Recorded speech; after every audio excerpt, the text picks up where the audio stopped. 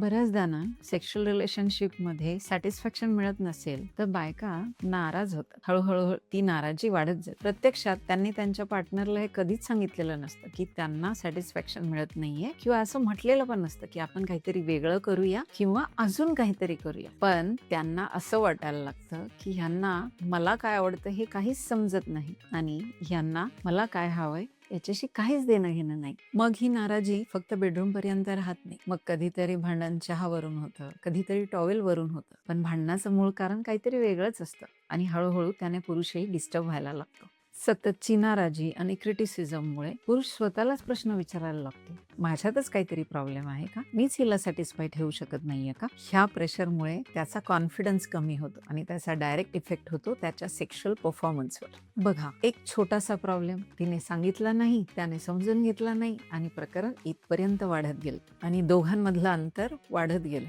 म्हणून फिजिकल रिलेशनशिपमध्ये फक्त एका पार्टनरचा विचार महत्वाचा नसतो. दोघांचाही कम्फर्ट, सॅटिस्फॅक्शन हेही महत्वाचं असतं आणि त्यासाठी दोघांनी एकमेकांशी कम्युनिकेट करणं खूप गरजेचं असतं. चांगला सेक्स फक्त शरीराला जवळ आणत नाही, तो तुम्हाला मनाने जवळ आणतो आणि तुमचं नातं स्ट्रॉंग बनवतो. म्हणून तुमच्यामध्ये असा काही प्रॉब्लेम असेल तर भांडत बसण्यापेक्षा त्याचं मूळ कारण शोधण्याचा प्रयत्न करा. तुम्हाला नाही सापडलं तर डॉक्टरांना भेटा. अशा प्रॉब्लेमसाठी व्हिजिट केअर फॉर कपल्स.